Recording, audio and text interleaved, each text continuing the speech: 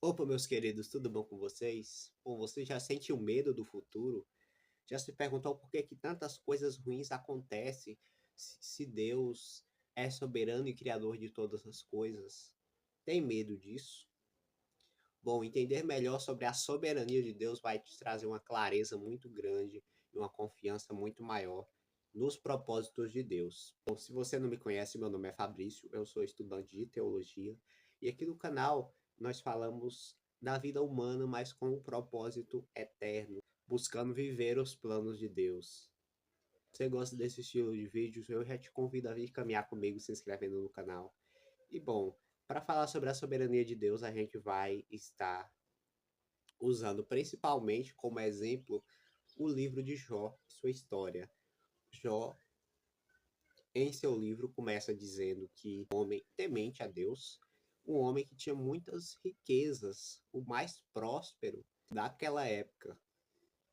E bom, tudo parecia perfeito, né, nesse início, mas desde já, quando chega no versículo 1 do capítulo 1, vemos Satanás pondo à prova a integridade de Jó, porque ele vai falar com Deus e Deus diz: Olha, você viu como que o meu servo Jó é, como que ele age, como que ele é temente. E Satanás diz: Olha, isso, ele só é assim porque ele tem tudo, ele tem todas as coisas, então toca apenas nas coisas que ele tem, que você vai ver. Ele não vai continuar servindo a Deus. Por incrível que pareça, Deus permitiu. Deus disse: Olha, só não toque nele, só não toque na vida dele, mas você pode provar o meu servo. Olha só, a soberania de Deus. Quer dizer, o inimigo ele precisou pedir permissão para fazer aquilo que ele queria fazer. Ele não simplesmente foi lá e fez, não simplesmente foi lá e começou a atacar Jó, mas ele pede permissão. E Deus, por algum motivo, permite. E de repente, acontece uma tragédia, tragédias atrás de tragédias vão acontecer na vida de Jó. E ele acaba ali perdendo seus animais, os seus filhos. Esse livro está com uma estrutura poética, então as coisas se repetem de uma forma parecida, é parecida a forma de escrita do livro. E servos, eles vêm e eles contam para Jó: olha, você perdeu seus filhos e basicamente só eu escapei para trazer a notícia. Você perdeu seus animais e eu escapei para trazer a notícia para você. E naquele momento a Bíblia vai dizer que Jó ele rasga as suas vestes como um sinal assim de lamento, né? A Bíblia retrata dessa forma, o rasgar as vestes. Mas ele adora a Deus. Olha só que interessante, num momento tão assim terrível, ele adora a Deus. Ele diz: Olha, para esse mundo eu vim nu, e desse mundo eu voltarei. O Senhor deu, o Senhor tomou, e bendito seja o nome do Senhor. Então aqui Jó ele está reconhecendo que Deus é soberano, que Deus ele deu a vida. Olha só, Deus ele deu a vida a Jó, mas ele também pode tirar essa vida. Deus deu os seus bens, mas ele também pode tirar esses bens se ele achar que convém dessa forma. E a Bíblia diz que ele não blasfemou contra Deus. Foi reto em suas palavras, apesar dos lamentos que a gente vai ver ao longo do livro. Nessa história, amigos de Jó acabam entrando na jogada. Então seus amigos começam a ir até ele, começa ali de uma forma a lamentar junto com ele o que está acontecendo, mas também eles começam a procurar uma solução ou procurar uma desculpa para aquilo que está acontecendo. Então eles começam a dizer, basicamente, você está em pecado. Isso só pode estar acontecendo por isso. Alguma coisa você deve ter feito de errado. Sem contar a esposa de Jó que vai dizer, chegar ao ponto de dizer para ele amaldiçoar o Senhor e morrer, mas ele diz que ela, na verdade, está louca, que ele não faria isso. Como que ele poderia aceitar apenas o bem de Deus? Olha só, Deus sendo soberano em Jó de alguma forma, de forma simples e prática, reconhecendo essa soberania.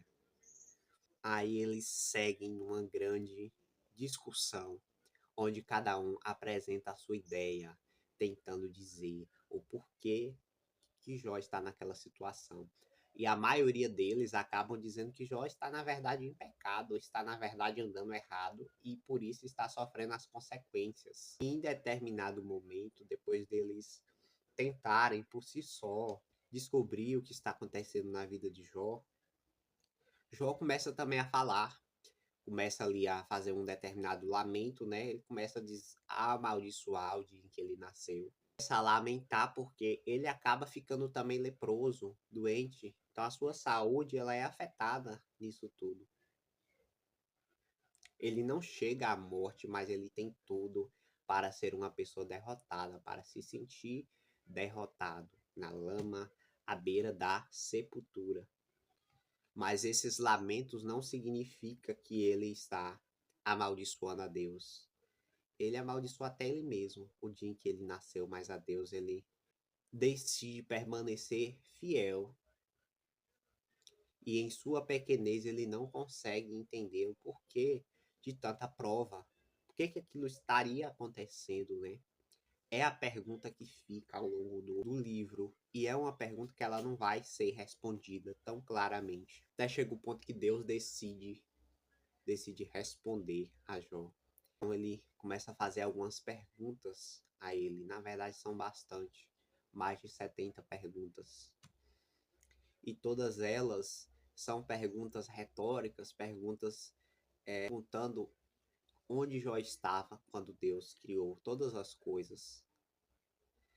E nisso a gente vê uma soberania muito grande, porque Deus ele estava desde o início, ele é Deus desde o início de tudo, desde sempre. E ele que sustentou as coisas, ele que sustenta, ele que sustentou e ele há de sustentar as coisas. É isso que nós entendemos quando ele fala da sua grandiosidade, quando ele fala de quando ele colocou uma divisão sobre as águas, coisas que homem nenhum consegue fazer. Ele vai falar no finalzinho da sua fala sobre a criação do Leviatã, né, que é um monstro marinho gigantesco, assim digamos que poderoso, que demonstra a grandiosidade de Deus. Monstro esse que homem aparentemente não seria capaz de derrotá-lo. Semelhantemente é quando a gente pensa em um dinossauro, talvez. E aí Jó, ele decide responder a Deus essas perguntas. E ele diz que não vai responder, na verdade, como Deus perguntou. Ele não vai saber responder, basicamente. Que ele estava, na verdade, falando do que não sabia. Aí tem a segunda resposta dele que eu quero ler para vocês, que vai dizer assim no capítulo de número 42. Então Jó respondeu ao Senhor e disse: Bem sei que tudo podes, e nenhum dos teus planos podem ser frustrados. Tu perguntaste: Quem é este que, sem conhecimento, encobre os meus planos? Na verdade, falei do que eu não entendia, coisas que são maravilhosas demais para mim, coisas que eu nem conhecia. Disseste: Escute, porque eu vou falar, farei perguntas e você me responderá. Eu te conhecia só de ouvir, mas agora os meus olhos te veem. Por isso, me abomino e me arrependo no pó e na cinza. Olha que profunda essa resposta. Ele admite que falou do que não sabia, algo que ele não tinha dimensão, algo que ele não sabia e ele continua não sabendo exatamente. Mas ele mostra um propósito muito grande, algo que acontece, uma chave que é virada em sua vida. Porque antes ele conhecia Deus só de ouvir, quer dizer, ele conhecia pouco, de acordo com o que Deus é, ele conhecia muito pouco, mas agora ele estava diante de algo maior, ele estava conhecendo a Deus, ele estava conhecendo ainda melhor a Deus e ele percebe que há algo tremendo, algo que Quem somos nós para questionar? Quem somos nós para dizer que está errado determinada coisa? Quem somos nós para apontar o dedo e dizer que alguém está errado? E o livro, ele caminha para o fim. E Deus, ele fala a um dos amigos de Jó e ele vai e diz para que eles peçam que Jó interceda por eles. E Jó, em um ato de amor, como um amigo que ele vai e intercede pelos seus amigos, ele oferece o sacrifício pelos seus amigos, mostrando que Deus está no controle de tudo, até para perdoar, até para intercedermos por alguém, ele está no controle. E a soberania de Deus é nada mais, nada menos do que ele, como Criador, como o mantenedor de tudo, aquele que mantém todas as coisas na sua mão, como se sustentasse o planeta e tudo que nele há, sem pestanejar. E diante disso tudo, cabe a nós não querer entender todas as coisas, mas confiar que ele é soberano sobre toda a terra.